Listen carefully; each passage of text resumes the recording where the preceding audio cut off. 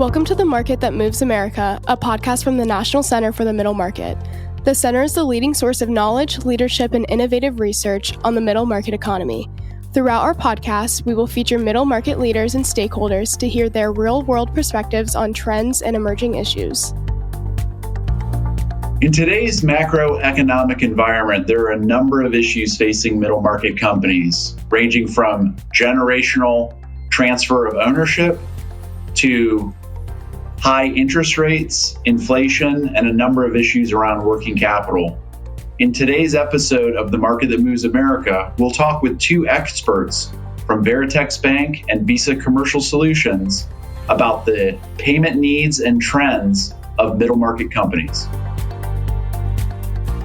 Welcome to The Market That Moves America. My name is Doug Farron, Managing Director of the National Center for the Middle Market, located at Fisher College of Business at The Ohio State University.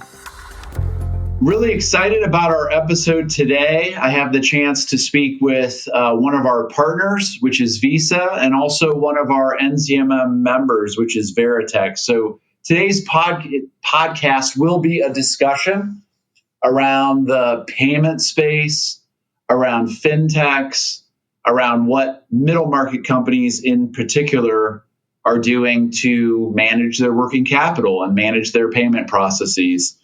So joining me today is Jay Darnell. Jay is the Senior Vice President of Fintech Partnerships at Veritex Community Bank, and Leigh Radtke, who's Vice President of North America Product at Visa Commercial Solutions. So welcome, Jay and Leigh. Thanks, Doug.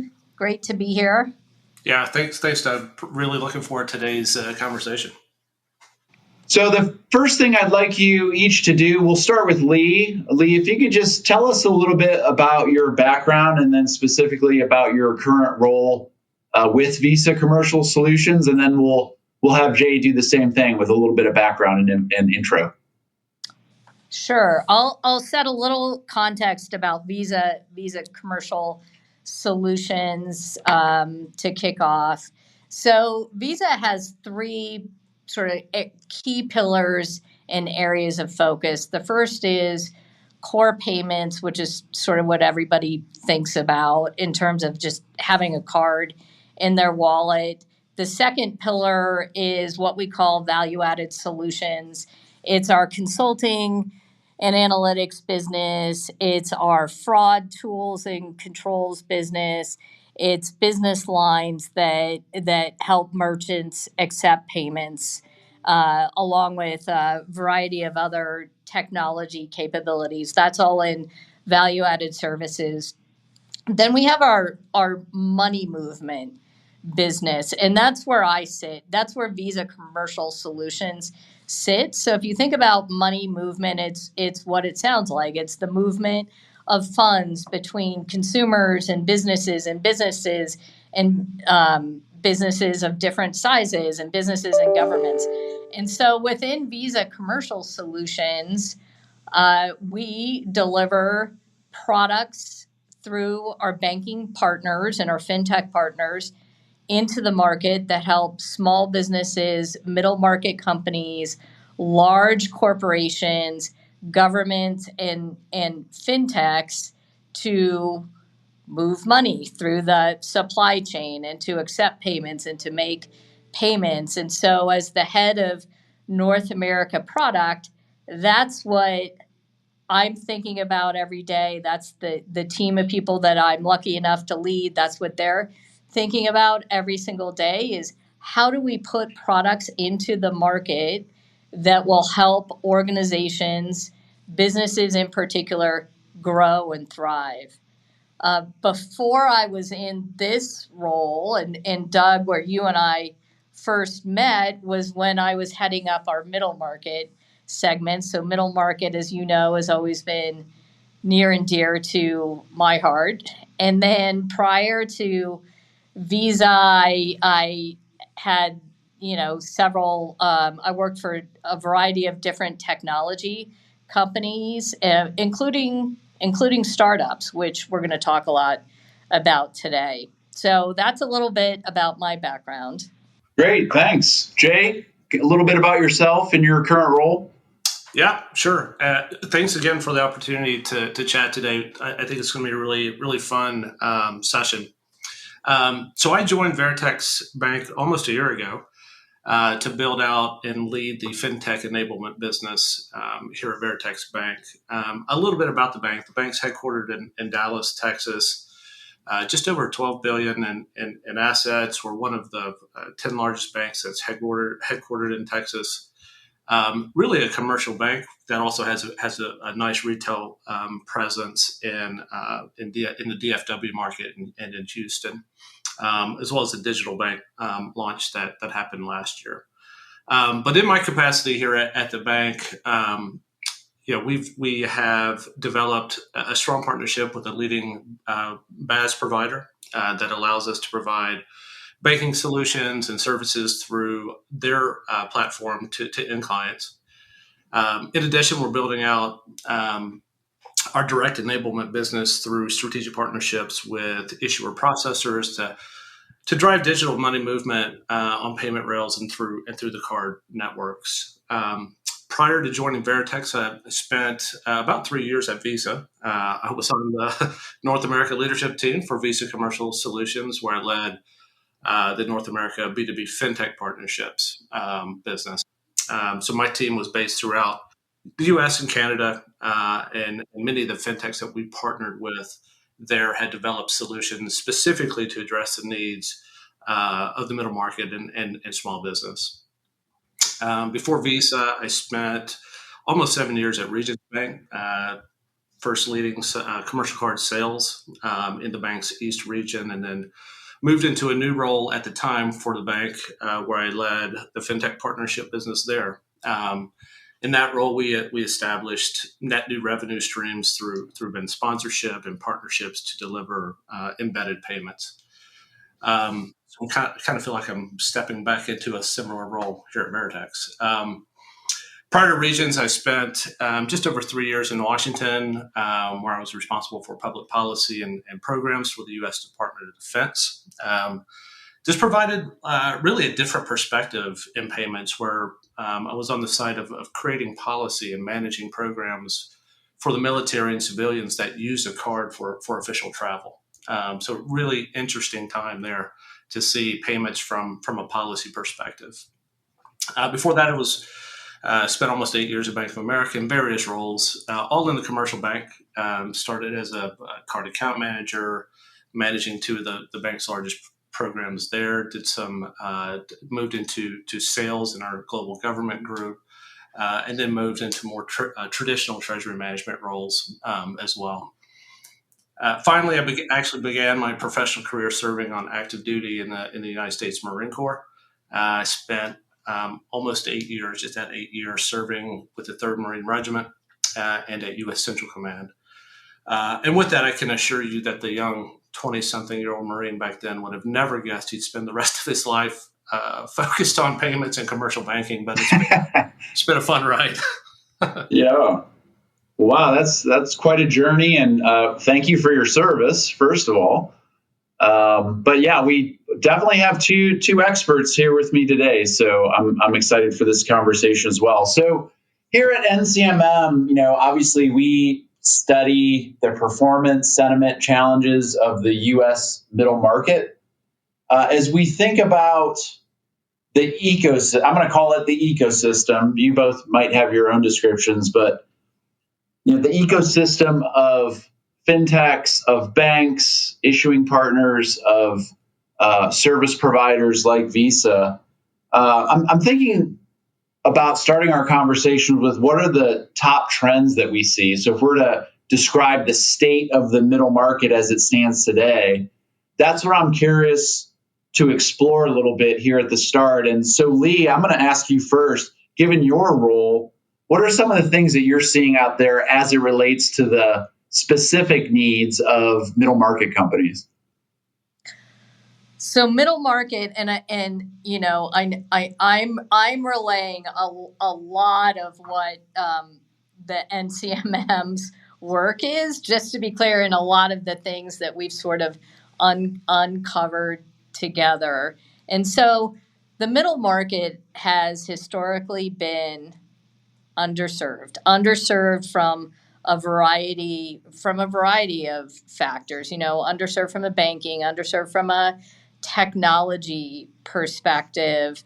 And a lot of the reason why is these are some of the best companies that you've never heard of. It's 220,000 companies that, for the most part, have brands that you've never heard of. They often, there are some middle market companies that are retailers, but for the most part, they really sit in the middle of the supply chain. They're manufacturers, they're wholesalers, they're service companies, and these are privately held companies. They're not companies that are publicly traded.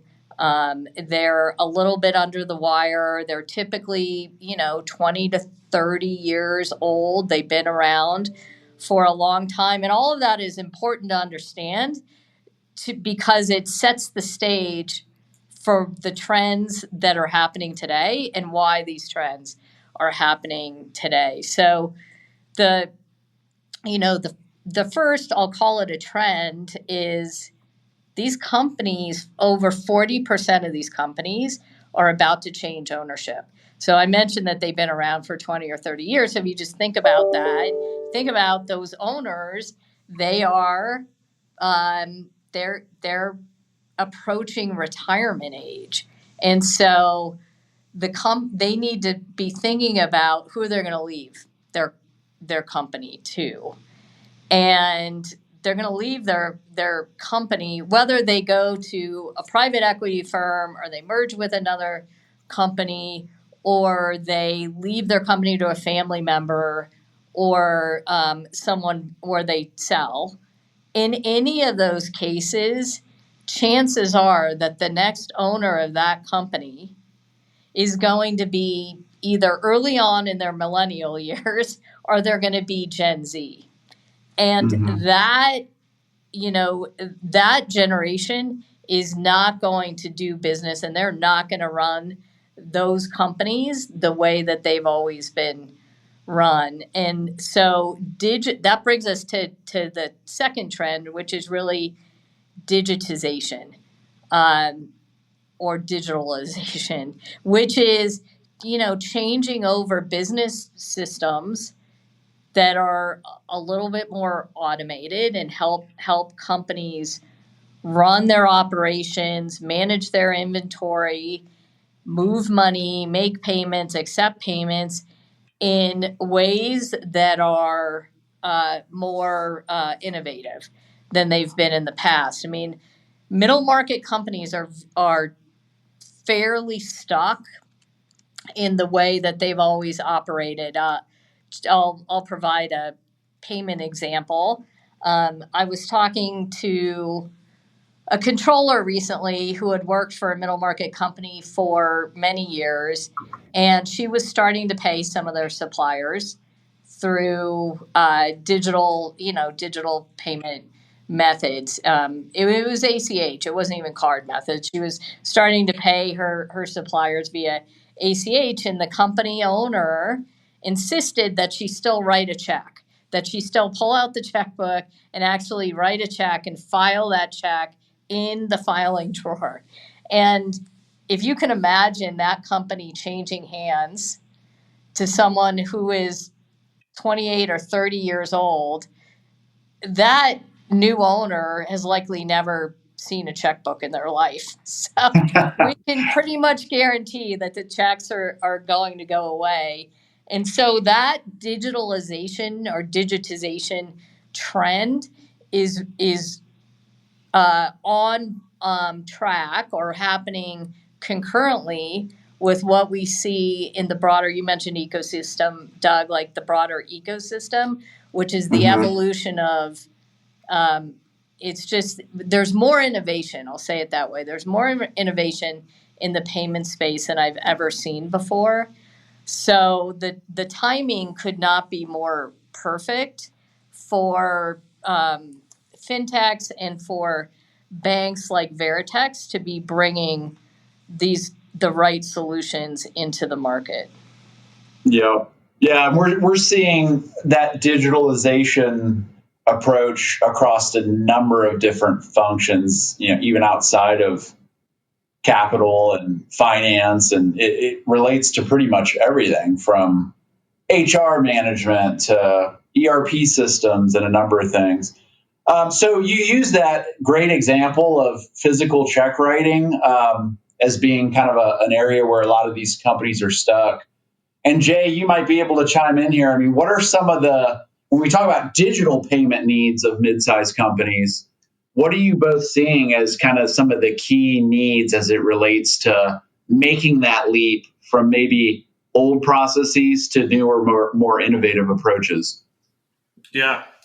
Yeah, let me double click into a little bit of what Leigh talked about to sort of set the foundation of my answer to that question. So I actually recently attended a conference that called the baby boomer business owner retirement trend a tidal wave.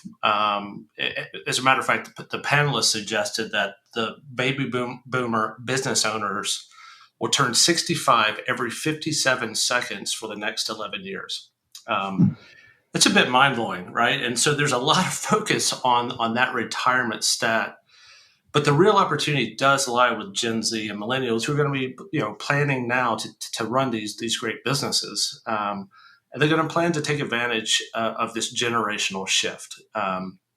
So as middle market ownership and leadership becomes younger, we're recognizing and seeing that they're accustomed to convenient digital solutions that they experience in their personal financial life, and they, quite frankly, expect the same experience in running the business. We've heard the term consumerization of business, and that's exactly what we're seeing in terms of trends on how businesses are becoming much more digitally focused, not only on payments, but to your point, across the technology spectrum.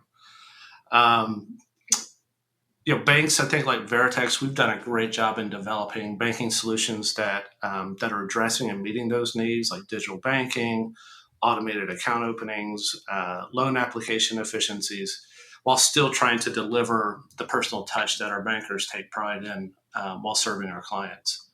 To me, a good example is, Veritex stood up a dedicated team of bankers and treasury professionals and payment experts in our national specialty sales group that specifically work with middle market companies in the insurance industry vertical. So this team, it brings more than 75 years of collective experience together to serve our clients across the country.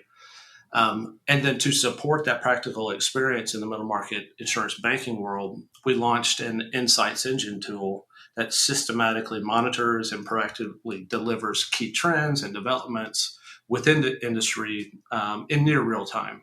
So I think it's a great example of bringing expert bankers together with innovation to serve our clients. Look, at the bank, Veritex Bank does an amazing job in managing risk and serving our clients in a very consultative way.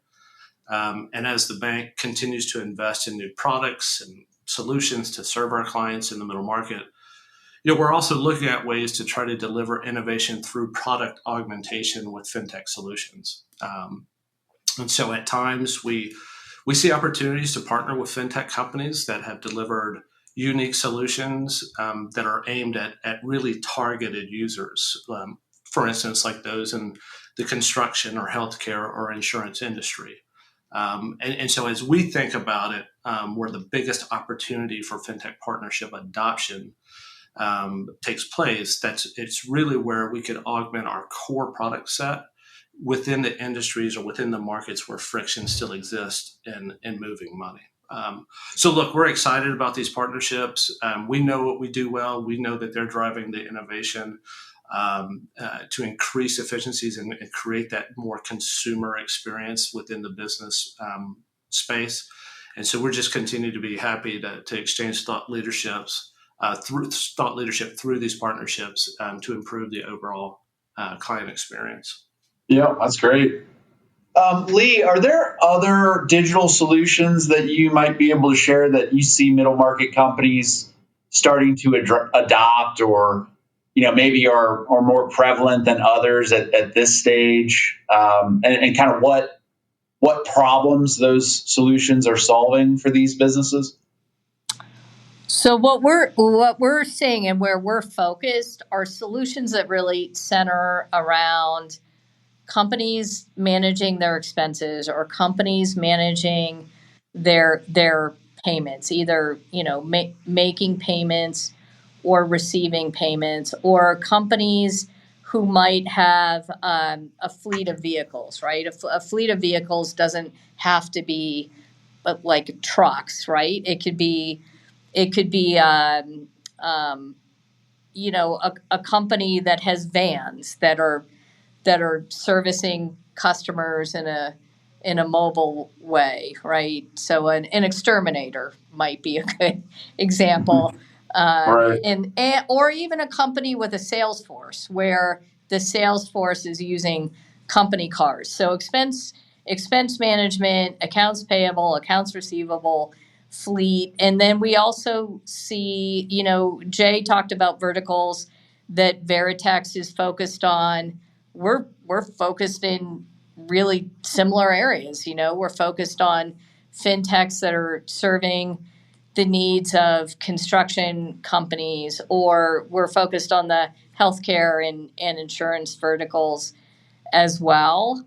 The way that sort of shows up, right? If I think about it from a middle market company perspective, these are busy companies that have lean staff. They really don't have the time or the patience to log into a lot of different systems to run their business. And Jay had mentioned the consumerization of businesses, and that is so true. And really, what it means is a business doesn't want to have to they want the same experience in their business life that they have in their consumer life. If you put all of those pieces of the puzzle together, what middle market companies really want is to walk in the door, whether you're the owner of the company or you're on the accounting team or you're in the purchasing team. And by the way, a middle market company probably doesn't even have separate teams. So whoever you are in the middle market company, you want to log into one place to do everything you need to do. Like, you might want to see your inventory. You might want to generate a purchase order. You might want to make a payment from that one tool, that one platform, that one web application.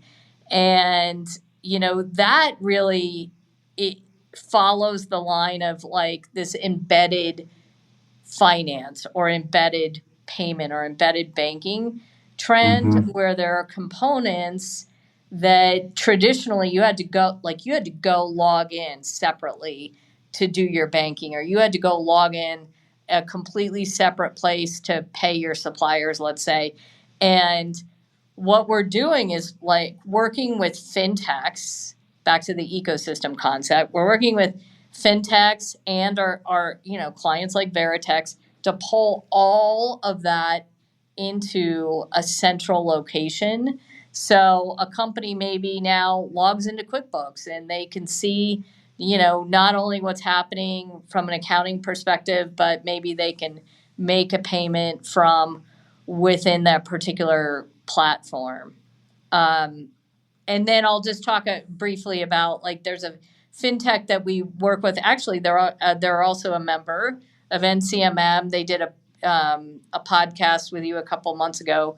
Paper Trail is specifically in the construction industry, facilitating, POs and invoices across that construction supply chain. And they're a great example of where they're also embedding payments. So a construction company, whether or not they're a general contractor or they're a project developer, they go to one place and they do everything they need to do from one single platform. Mm-hmm. Yep. Yeah. So it sounds to me like the three goals would be efficiency to address the small teams that run these businesses, accuracy, because you're going to get better information, and then speed. It's going to be more timely from both the payment and the receipt standpoint. So definitely see the benefits of that. I think one thing I'd like for you both to talk about, this may not be clear to the listeners, but the relationship between Visa and Veritex and how you work together to help provide, these services to mid-sized companies. Could you both kind of talk a little bit about your relationship and how that works to the benefit of the middle market? Yeah, I can start, Leigh, if that's all right. So here's what we know. We know that enabling fintech across, I'll use your word here, Doug, the payment ecosystem, it really drives innovative payment solutions that can ultimately be adopted by end users, by banks, by service providers, right? Visa and fintech, and the fintech community, in my mind, are driving the innovation around payments. And then through BIM sponsorship, for example, here at Veritex, we can enable those fintechs to meet the regulatory compliance requirements while also helping them and supporting them in delivering solutions to improve the overall commercial payment space and the end customer experience. At Veritex, we're building a business that leverages our deep risk infrastructure, our robust treasury management solutions, and quite frankly, at times, our balance sheet to enable fintech solutions to access through access to the card networks and into the payment rails. And so Visa's been a great partner in doing that. I mean, there's really, when we think about the go-to-market solution, under the U.S. regulatory environment, a insured bank can be the ones that access the card networks. The issuer processors are sort of the tech that sort of connect the two. And then we enable fintechs through innovative solutions and sort of power them to take that to market. And then I would just add into that for your listeners, Doug, the way to think about it is think about Visa as a network that is securely and quickly moving money from point to point. I talked a little bit about money movement in my opening comments, right? So we're a network, and we're connected in to providers in the market who deliver our products into the market. And so what that means is in order for a Visa credential to be offered by a fintech, or a Visa credential to land in your hands, whether you're a consumer or a business, there has to be a bank behind it. Banks are behind all of the Visa credentials that are delivered into the market, even if it's a fintech and there are examples of fintechs that offer their own payment products. Those fintechs are either banks themselves or they have to have a bank behind them. And that's really where a bank like Veritex and Visa come together, is that sort of together enabling that credential to be used by the end user. And again, that end user could be a consumer or a business or a government entity. Yeah, and Sure. I think, it's a great point, Leigh, and it's a great way to think about it. The other thing I think that's probably something to consider for the listeners is that, like, the news over the last 12 to 18 months in the fintech space has driven some change in how banks and fintechs are thinking about enablement and partnership. We continue to hear from fintechs across the ecosystem that operational risk mitigation is now a top priority for them, and that adding bank partners and sort of diversifying their bank partners is a primary goal in 2024. So having multiple bank partners may add a bit more complexity in delivering the solution to their clients, but the need to create redundancy and to have a plan in place to mitigate operational risk is critical to success. And so, again, we've worked quite a bit with Visa to identify those opportunities where Veritex can deliver value through a diversified bank partnership. Yeah. Yeah, that's very helpful explanation. So the last question I'm going to throw at you both, it's kind of approaching time, but if I'm a CFO or a finance leader in a mid-sized company and I'm listening to this, and I've kind of been thinking about, my own need to innovate and modernize my own, internal systems for managing money and capital, where would be the place to start? Because we see this time and again, and the biggest struggle is the starting point. So what would be your advice for a finance leader who wants to start down this path, but they really don't know where to go first or where to go to learn more information? Is it their bank? Is it another advisor? Where would be the best source for starting information? Yeah, absolutely. Your banker should be a great resource for you. I know at Veritex we've got a tremendous commercial banking team that works with middle market companies across the country, primarily in Texas, but certainly have clients across the country. Your commercial banker is a great resource. Think of them as the quarterback for the team. If they find out that you need a good, strong running back, they're going to bring in their treasury officer, right? Or if you need a dominant wide receiver, maybe they bring in their wealth management team, right? And so those are ways that I think that the commercial banker can help in a consultative way understand the needs of the company and then bring the solutions to the table. I think in terms of how we think about it here at Veritex is that we want to have as much of a white glove approach with our clients as we can. And we really do approach all of our client relationships in a very consultative way. And so through that consultative approach, and then also sort of keeping our ear to the ground and making strong investments into innovation and into technology that help deliver a more efficient solution for our clients is the ultimate goal. And so it's a great question. And when I think about working capital, I was doing commercial card sales 5-10 years ago, and we used to talk about the value of extending DPO through a commercial card solution. And at the time when interest rates were extremely low, well, it sounded good on paper. I think now, that's a material conversation for middle market company. If you can, anything you can do to extend DPO, keep more working capital on hand, your banker, Veritex Bank, can find those solutions to help you extend that and make the most of the resources you have managing your finances. Yep. Leigh, anything you'd like to add? Well, I was going to say I don't have a sports analogy like Jay did, but I kind of do because Jay, you just teed up for me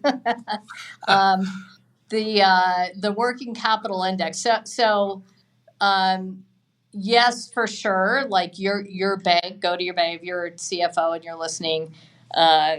Your bank for sure can talk to you about all of the options that are available. The other thing I would offer up is Visa has launched the working capital index, specifically looking at the working capital needs of middle market companies, and that index also includes a working capital calculator.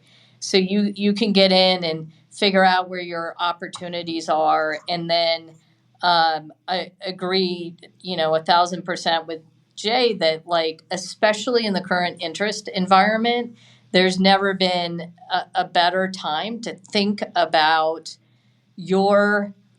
I'm going to use the term virtual card. I'll define it a little bit. Your virtual card is your commercial card product, but really it's what I talked about, like being embedded in your accounting system or maybe sitting on your mobile phone. There's never been a better time to use your corporate card or your commercial card, your purchasing card in a physical form or a virtual form as a way to manage your cash flow and manage your working capital. So, definitely look for that tool on visa.com, and then talk with your bank about where to start. Oh, great insights. And yeah, that working capital index is a wonderful tool for companies to get more information, as you said, on what their peers are doing, but also to put in some of their own information and really get some useful data. So Jay, Leigh, I want to thank you both for your time. This has been really interesting to learn about really the process and the backstory around the whole fintech space and digital solutions for middle market companies. So I want to thank you both for being on. Yeah, my pleasure, Doug. Thanks for having me. Thank you, Doug. So for more about Veritex Bank or Visa, specifically the commercial solutions segment, we've embedded some links to both of those organizations in the podcast description. So I would encourage any of the listeners to go out and check those out. And again, appreciate your time, and we'll talk to you again on our next episode. Thank you. Thank you for listening to The Market That Moves America. Never miss a new episode by subscribing anywhere podcasts can be found. You can also subscribe to our email newsletter at middlemarketcenter.org.